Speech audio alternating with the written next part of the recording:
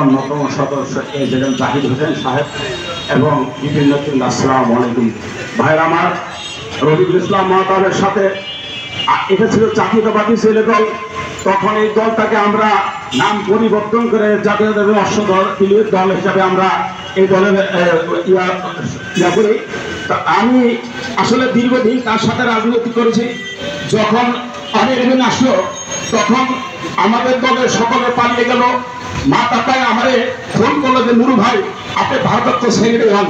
আমি বললাম যে আরো দুজন যুগ্ম সম্পাদক আছেন, তারা যদি হয় তো ভালো, না হলে আমি আসি। আমি ভারতীয় সাধারণ সমাজের বাংলাদেশের বহু ডিস্ট্রিক্ট এই মাতা পায়ের সাথে সফর করেছি, সভা করেছি, সম্মেলন করেছি। ম্যাডাম যে জায়গায় গিয়েছে বাংলাদেশে আমরাও সেই জায়গায় গিয়েছি।